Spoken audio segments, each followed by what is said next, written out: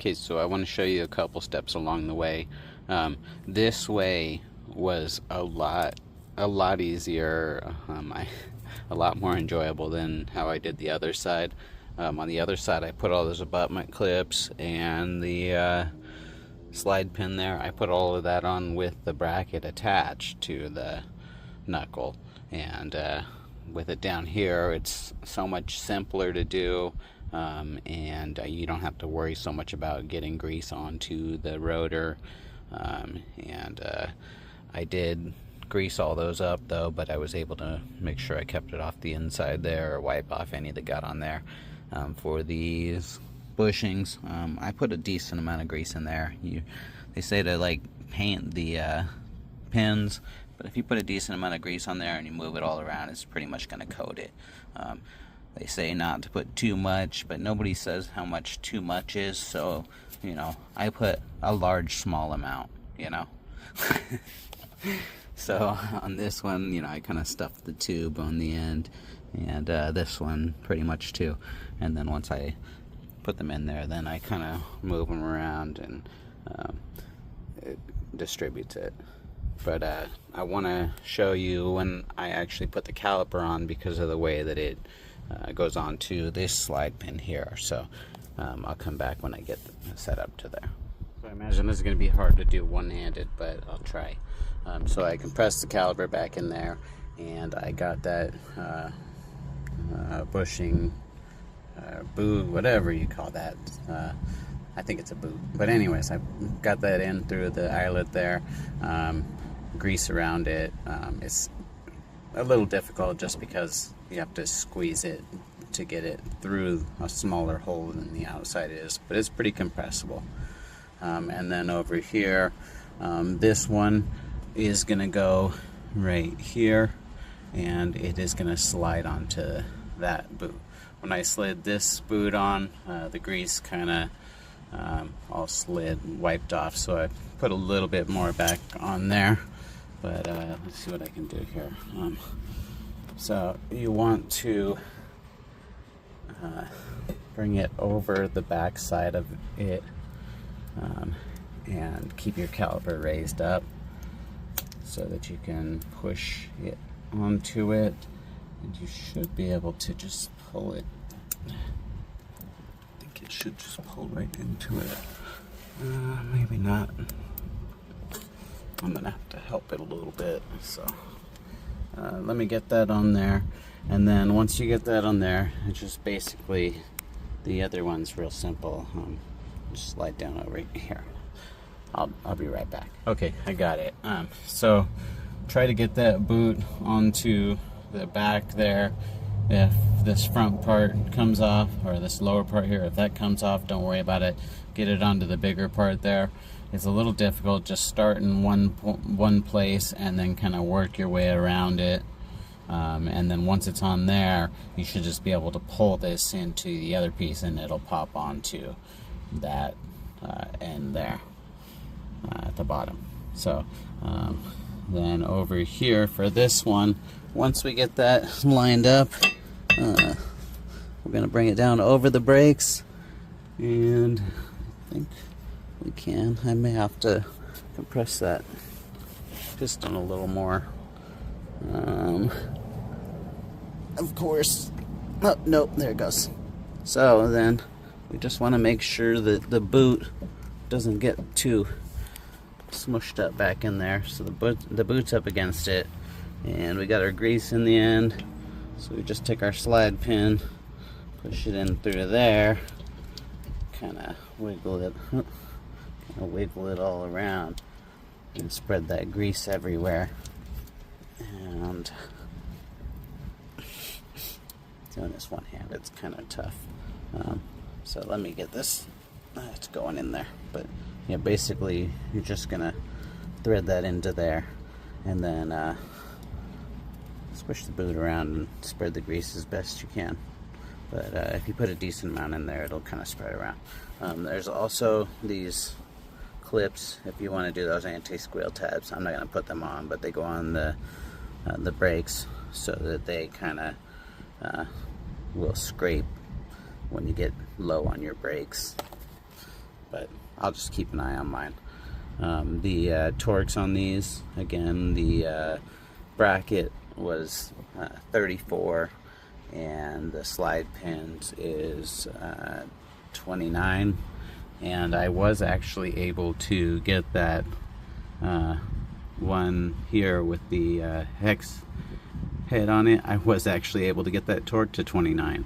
It was pretty interesting holding the bracket in my lap and torquing it, but I was just barely able to. So you could do it without it on the car. Probably actually the easiest, because I couldn't even find a way to get in between the strut and it. So I'm really enjoying this.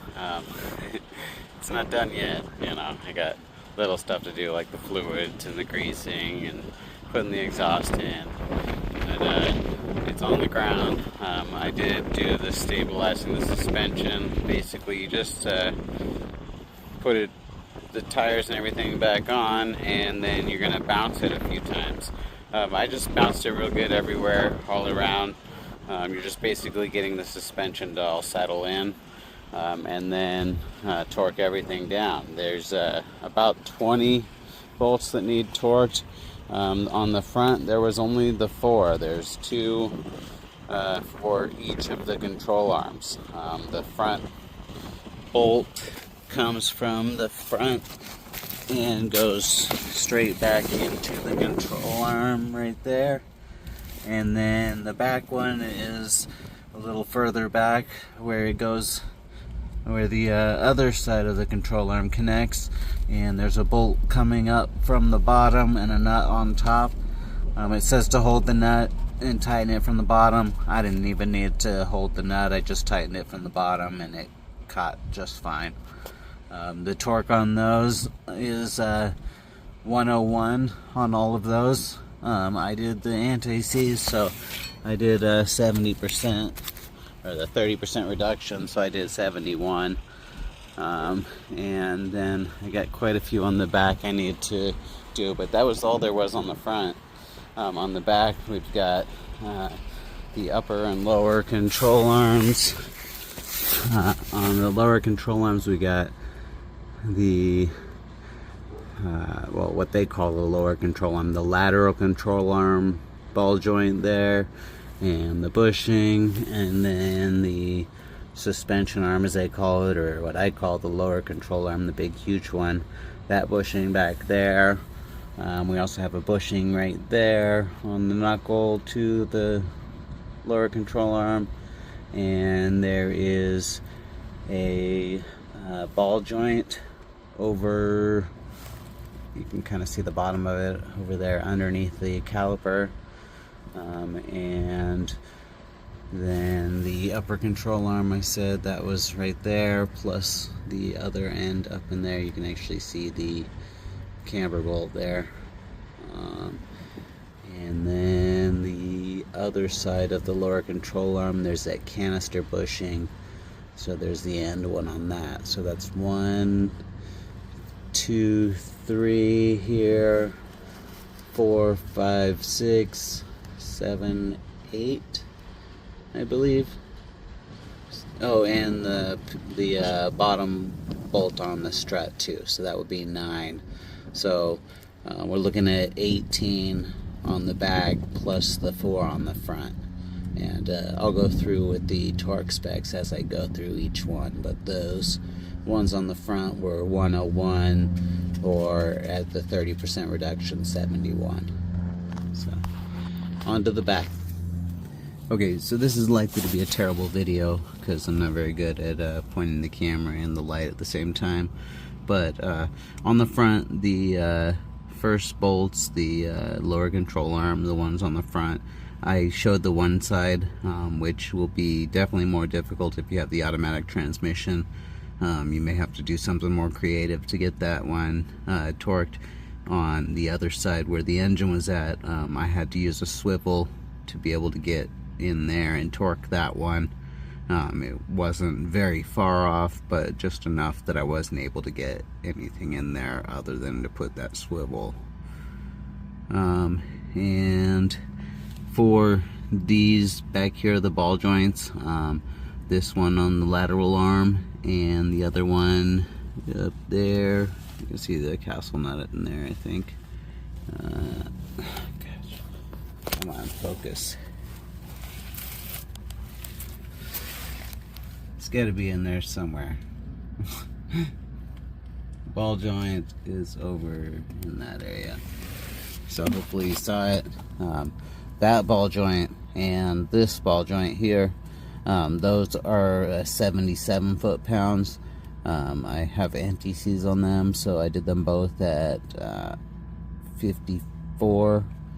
And on them, they do tell you when you do it to go to the next available hole if the cotter pin hole doesn't line up. In this case, it just lined it up already, but in the event that it doesn't, on the front one over there, I wish you could see it because it's really interesting. The front one, is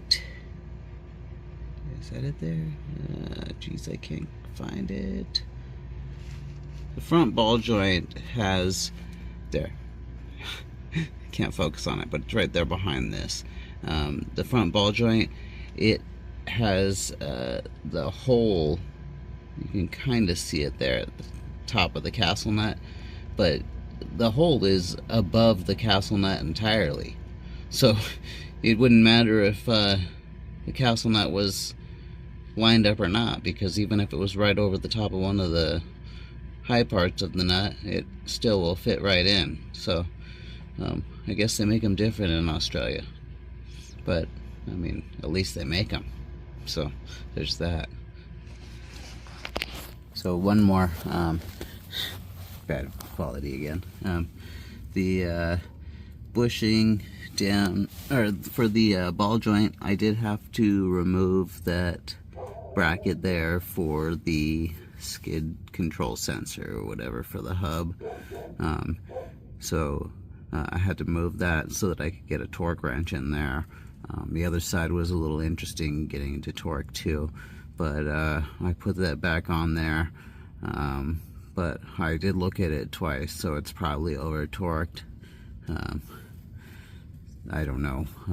We'll see what that one is. It's probably like 50 inch-pounds or something. But the top of the upper control arm there, right there, and the inside of the upper control arm up there, and this bushing right down here, all of those are 55. So with torque reduction, that would be 39. That's what I'm going to do. So one thing I was going to say is, if you guys do decide to do the anti-seize like I'm doing, mark your bolts and keep an eye on everything. Make sure nothing's loosening back out. I haven't done this before, so it's a bit of an experiment for me. I think it's going to be good, but you know, out of precaution, I'm going to keep an eye on them and see. You know, wouldn't make sense to just hope for the best. But those three are 55. I'm not real sure on this upper one up here how I'm going to do that, if I need to lower it.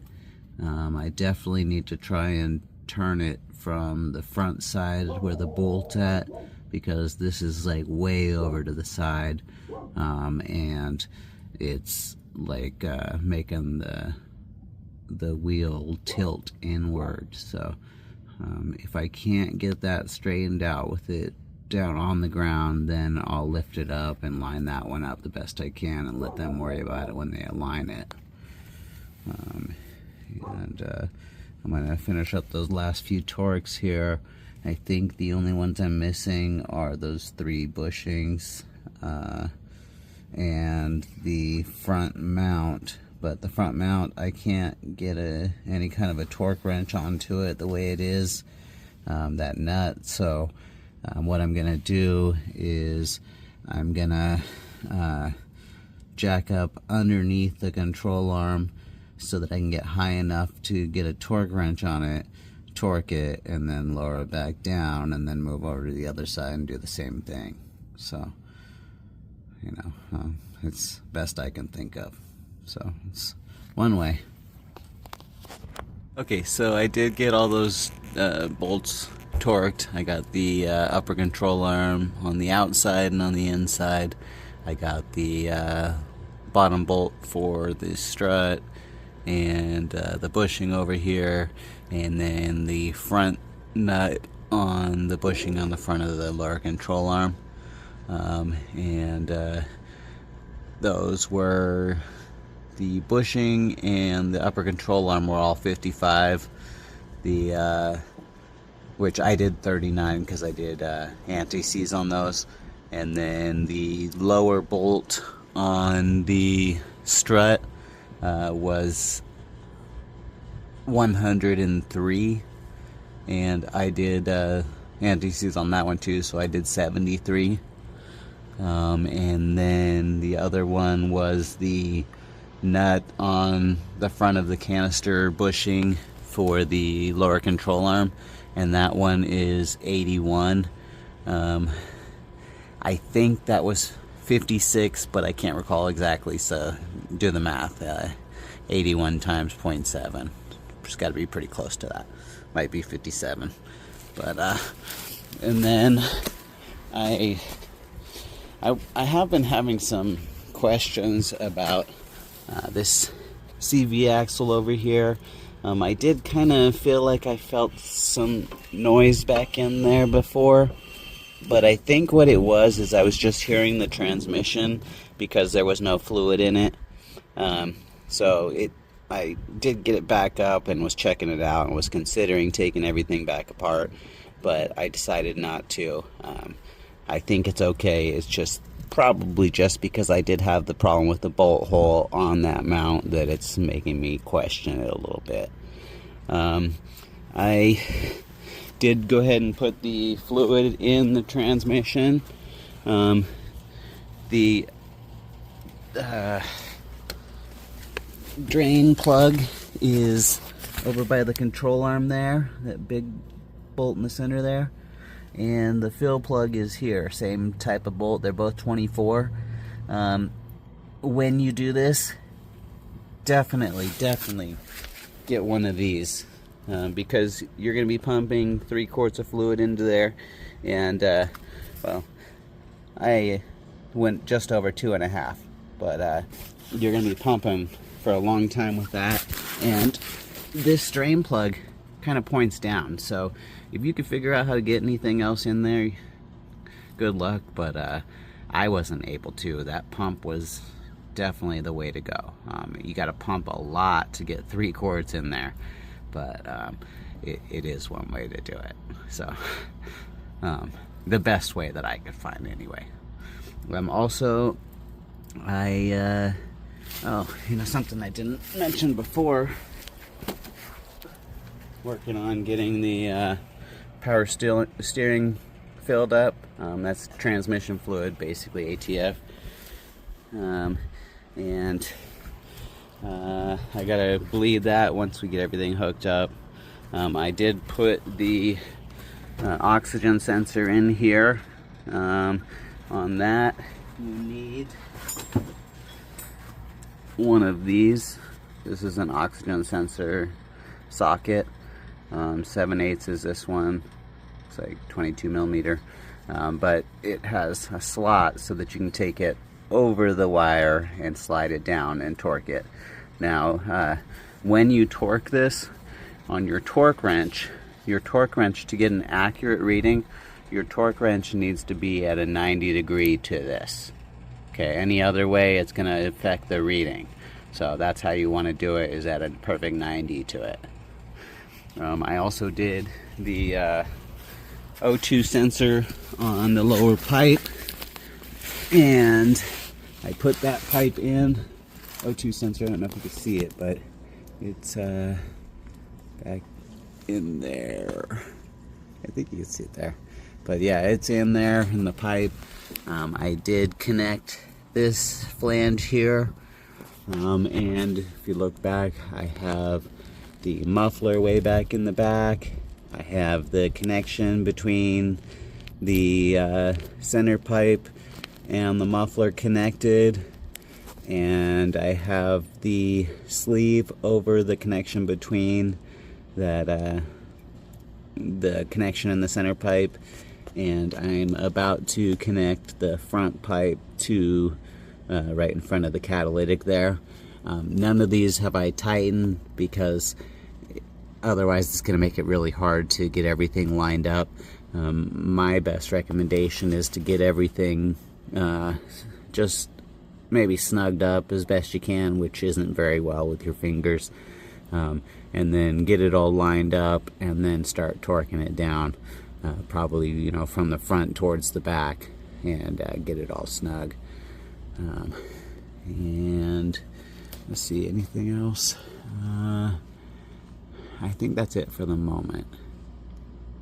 Okay, some things I forgot. Torques on the O2 sensors. On the ones that I got, it said 26 to 33 foot-pounds. In the service manual, it said 32. So I went ahead and I did the 26. The 26 to 32 is assuming with anti-seize, because they do actually put anti-seize on them.